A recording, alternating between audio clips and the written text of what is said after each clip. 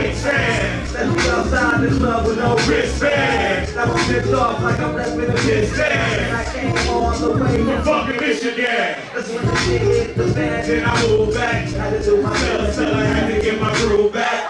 Then I keep up with plans with my screws back on. And I had to back until I proved that. I can tell it while I'm swimming in the pool of sweat. But instead of my career, I had to keep improving that. And I can do that with my eyes closed. Cause I know I'm fly. Always knew why.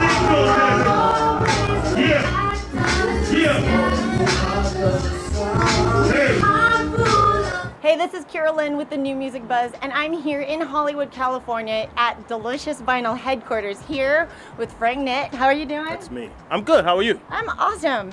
So I want to start off just letting you know that I have been listening to Sunset Boulevard. Okay, and good. It's what I find it's really reminiscent of hip hop in its heyday, and critics are expressing their like for it. You guys are getting some really good reviews. Yeah. I haven't had a career of great reviews. I got great fans, and I've been able to tour and do all that good stuff. But this is a new page open, so it's good, man. We worked really hard, like right here where we sit. We used to sit on this balcony every day and figure out the songs we were going to do, and the studio's right behind me, and so yeah, I don't know. It's a good time. It feels good. Good. Well, how are your hardcore fans responding as well? Oh man, they love it. You know what I'm saying? Like it's good. Like you get a lot of quotes and I'm always surprised when somebody knows my rhyme. You get what I'm saying? So, right. So you see people quoting like on the social media sites and so it's really good. It's good. It's dope, man. It's like I said, it's a new page turn for us, and it's a good time. Well, Illa J wasn't able to be here. Yeah, he's famous. Wow. He's a famous guy, so he travels a lot. He had to actually hop on a plane, go back to Detroit. He was just here for the weekend. We did the release party and whatnot. So, yeah. Well, you worked a lot with his brother, obviously. How is it now? You're considered one of the Yancey boys. How's that coming in? After being Frank-N-Dank and Yeah. I don't know.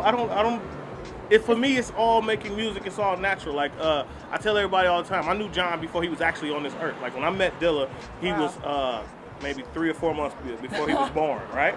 Wow. Like she was just a really pregnant lady, Ma Dukes. So I've known John his whole life, so it's nothing new. It's natural for us. We always been around each other, and it's family. So I mean, obviously the Yancey boys it represents Illa J and J Dilla, right. and their pops as well. And but I'm a designated hitter per se. I can get off the bench, hit a home run, go sit back down. So it's cool, man. It's dope. It was Illa's idea actually. So I'm just blessed that he looked to me as a brother, and you know what I'm saying, and we took it as that, and this is what came of it, So how much were you involved with the collaboration and the other featured artists like Common? Oh man, I kind of dealt with it all. You know what I'm saying? As the curator of Dilla's catalog, for these projects, I have to be involved in the music, right? Like so, but really I was reaching out to all the artists.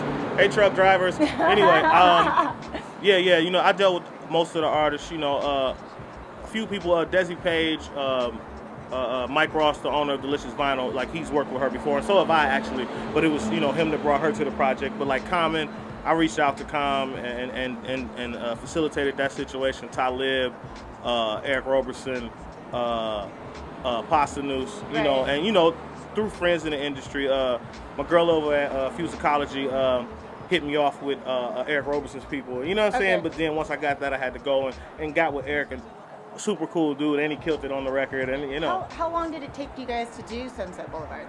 Oh wow. Me and Illa finished our parts in a month. Okay. Like, cause he had to go on tour with Slum Village, so we were here for a month every day, and knocked out all of his parts and most of my parts. And in that time, most of the artists were done, but Common's verse took a little bit. Talib was out touring, so we had to wait on that verse. So I would say about 3 to 4 months. Okay. 3 to 4 months. Not bad. No, it's not. No, I've seen albums go a year and a half, 2 years. So no, it's not.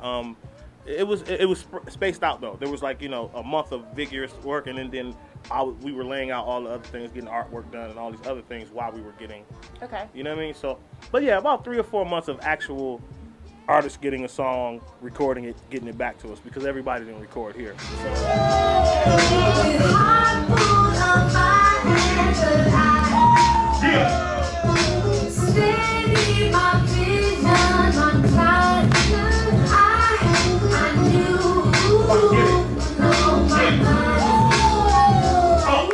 The picture's been clear since this man's been a shorty. To validate the dollars, go dumb, boy. Go pimping in your poetry, no sleeping with your jury off. And when you get your stand, slam dunk it right through it off. And I did that, me and my guys repping the city. And I hustle with no pity, they Christian me Frank did. And I took that and I ran with it. And a few stacks of fans with it. But then I brought it home, a student must have seen it all. And I can never dream that we go from the Yancey basement to be standing up on stages in front of some foreign places. Up in the foreign places like we from there. And oh yeah, they like where the dollars at. I'm like, I'ma call you back. And please let me clarify. Player, I'll be terrified. Never let them reach your favorite black before I say goodbye. Watch me like you by the side. Then you make the song cry. I'ma let Ella sing his lullaby. Quick say, here. Hands up. Hands up. I say hands up. Hands up. Hands up. Here. So tell us how you guys came up with the album title Sunset Boulevard. Obviously, we're here on Sunset here at Delicious Vinyl. But yeah, I mean, and that's really the crust of it. You get what I'm saying? Like, it was basically our records were made on the atmosphere that was here. Mm-hmm. So every morning or afternoon when we came into the studio, it was whatever was going on would give us the vibe, and then we'll just move from there. So Sunset Boulevard was a major player in the making of this record, because it would really be loop up a Dilla beat, let it bang in the studio, and sit out here and just watch life happen, and until you got struck with something you wanted to write about or something. That's pretty much how the creative process and the songwriting actually came about. Yeah, it was just that. Like, awesome. you know, I tell you, this is a record called Honk Your Horn on the album, and the hook.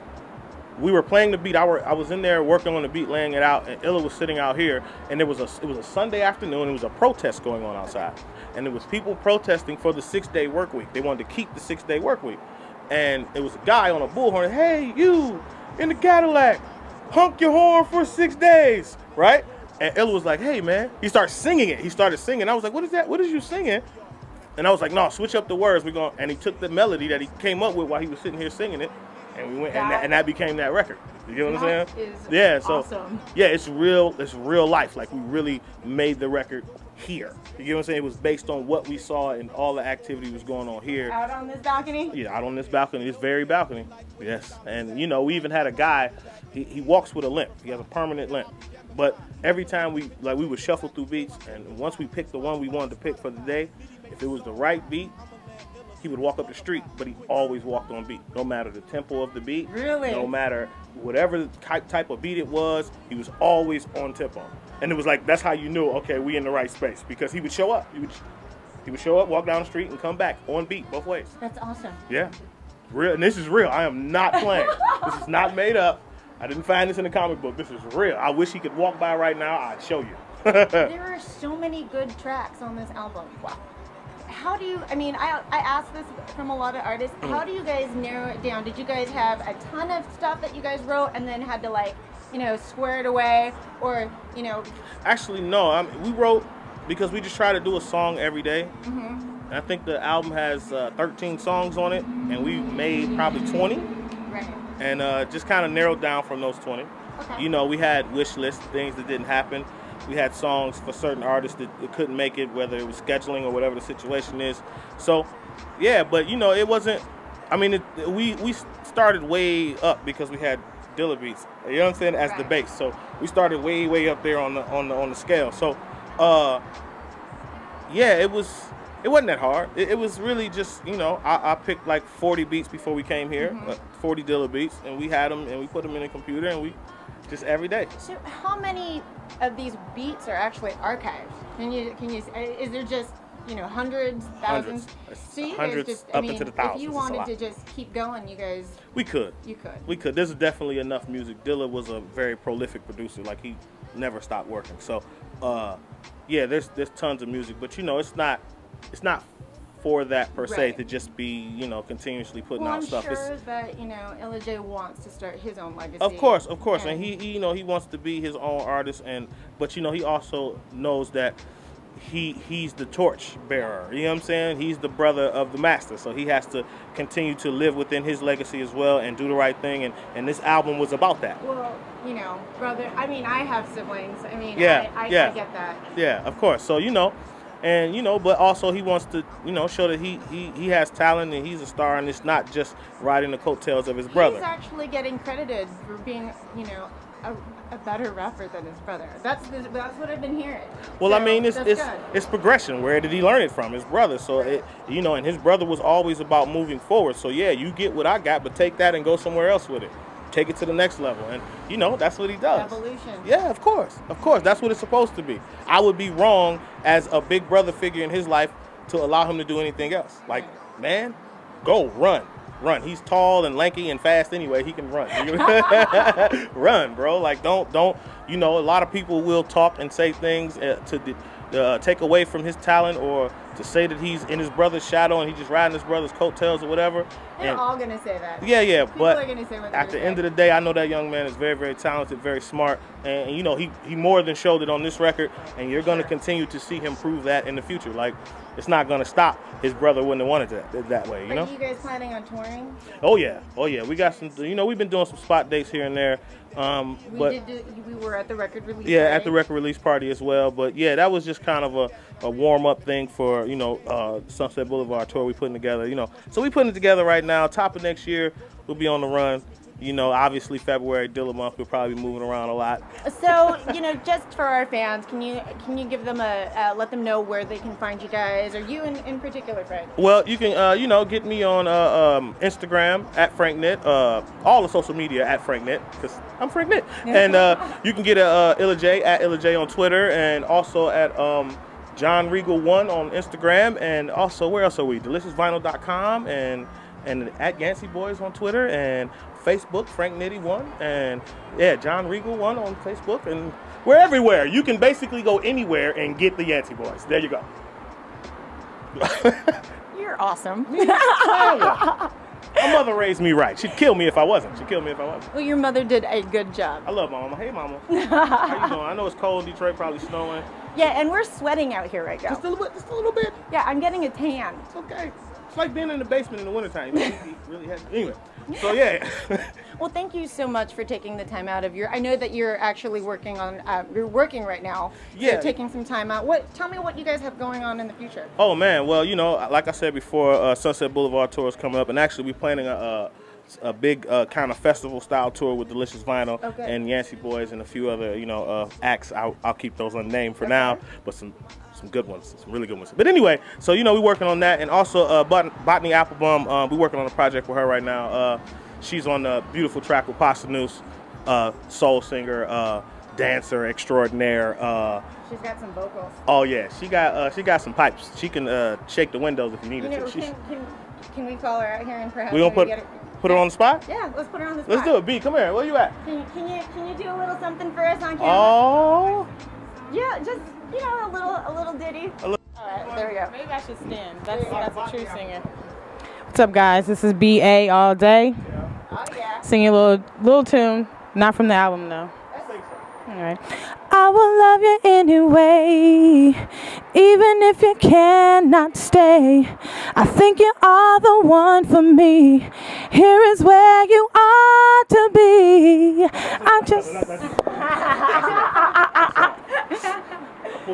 Well, yeah. You heard her here. Well, thank you guys for, again, taking the time out to sit and, talk with us here at the New Music Buzz. Yeah, I appreciate it. Thank you for coming out to our humble abode and hanging out with us. And, now we can get out the sun. I know. And not sweat so much. I'm shiny right now. It's shiny. All right. Well, this is Carolyn with the New Music Buzz. Peace out. That's when it hit the fan, then I moved back. Had to do my Stella, had to get my groove back. Then I came up with a plan to put my shoes back on the ran hella fast until I proved that I could do it while I'm swimming in the pool of sweat, blood and tears. My career, I had to keep pursuing that. Not to do that.